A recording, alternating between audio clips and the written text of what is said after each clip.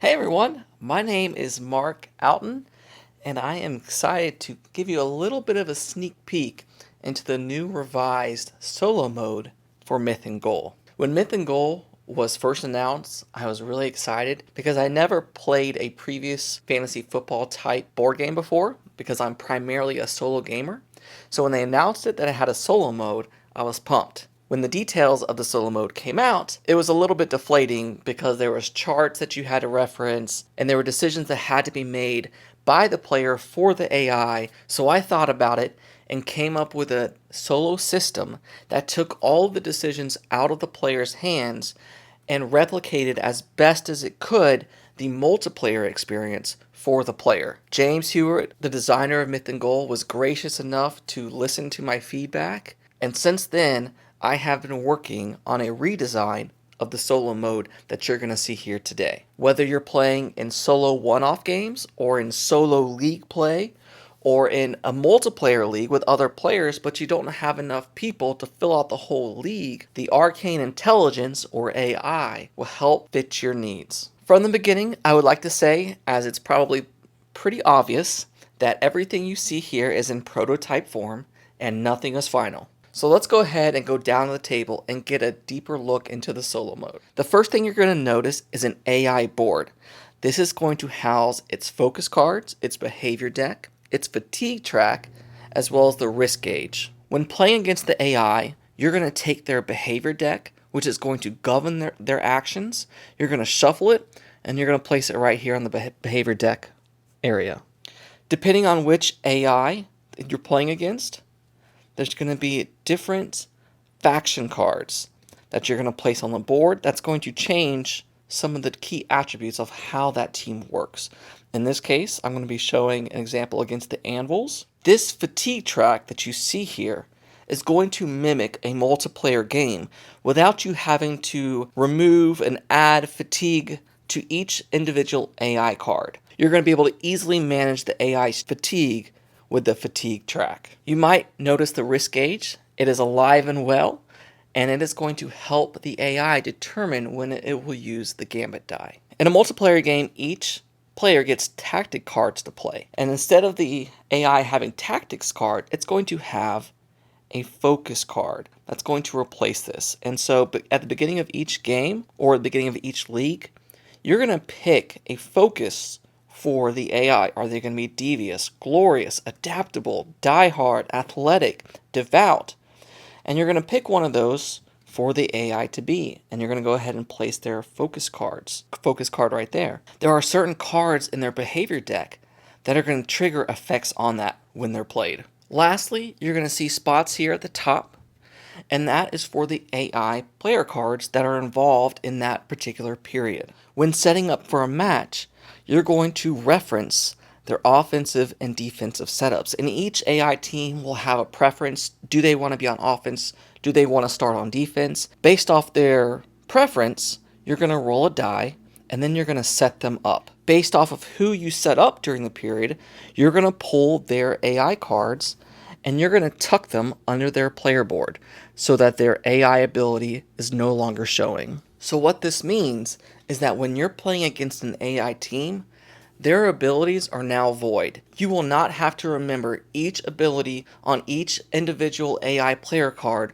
throughout the match and, hey, did it activate this turn? It's too much to remember.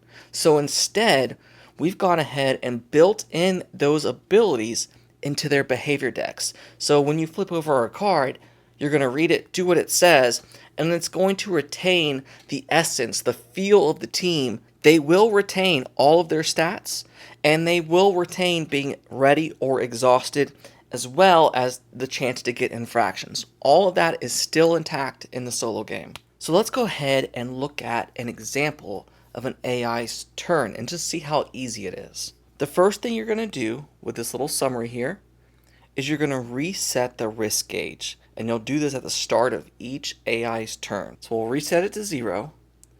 And then we're going to check these conditions to see how it moves. First thing we're going to do is we're going to check to see it's going to move 1 space per extra standing player. So currently how the board sits, the Anvils have 1 player down. So we're going to go ahead and move this one space to the right. Then we're going to check the score. One space per 2-point score difference. A little hard to see, but right now the AI is losing 3-0, so we'll move it another one. The ball is currently sitting in the midfield row, so it will not move. It is not in the team gate row, so it will not move. It is currently turn 6, so it will move an additional 1. If it had been turn 7 or 8, it would have moved 2. So right now, they are in the yellow risk gauge section, and we're going to see how that affects their actions on their turn. After you set the risk gauge, all AI players will stand up, and now we're going to draw behavior cards until all the AI players in the period have activated. So to do this, we're simply going to draw the top card, and if the class matches one of the classes that is taking part in the period, we're going to resolve it. So in this case, here's what an AI card looks like. I know it's a lot of text, but this is just for playtesting purposes. Once it gets to a more final product, this will all be replaced with iconography. So at this point, I think we should go over the layout of the card. In the top left is where it will tell you if they're going to activate one of their focus cards. You can see here, this is number 4, so it will go ahead and activate focus effect number 4. But if it doesn't have one, it's not going to activate anything.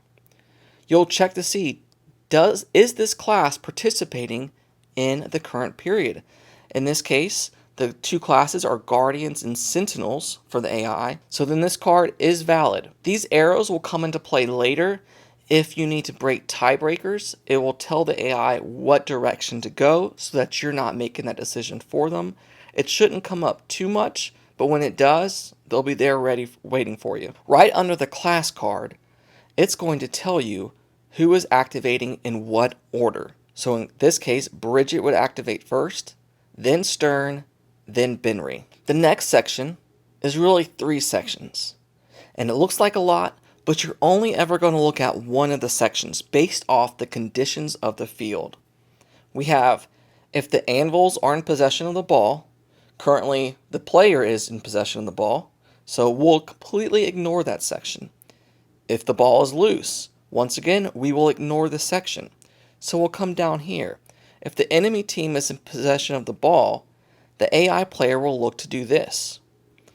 After it does this, it will advance the fatigue track marker 2 spots. If when advancing this, it goes all the way to this red exhaust, you will go ahead and refresh it, and you will exhaust the AI player that is currently activating. If they are already exhausted, they will collapse just like in a multiplayer game.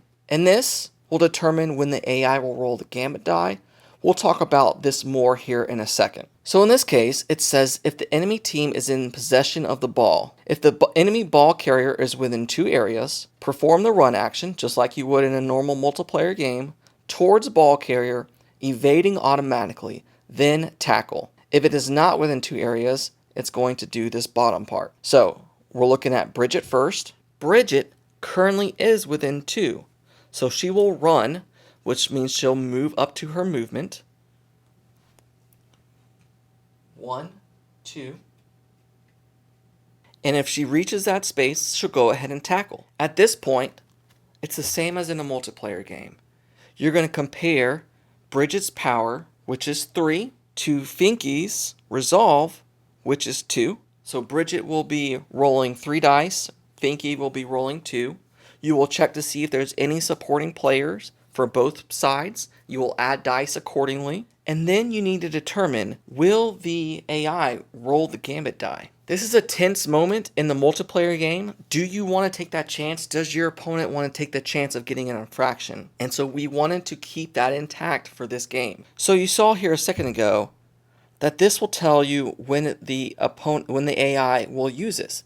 But you don't want to know that knowledge before they actually have to make that decision. So to circumvent that, you are going to flip over the top card of the AI deck to see if they roll the gambit die.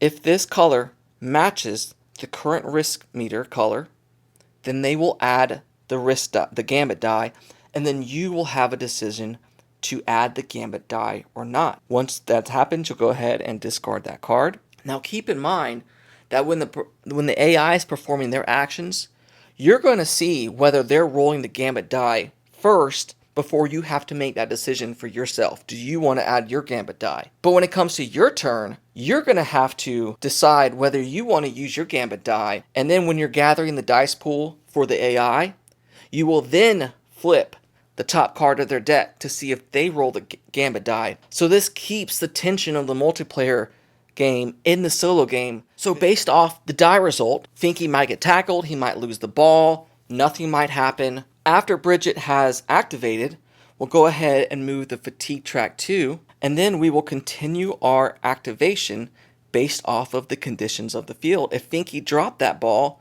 when you're activating Stern, instead of using this bottom portion, now you're going to look to see if the ball is loose, or if the AI is in possession of the ball.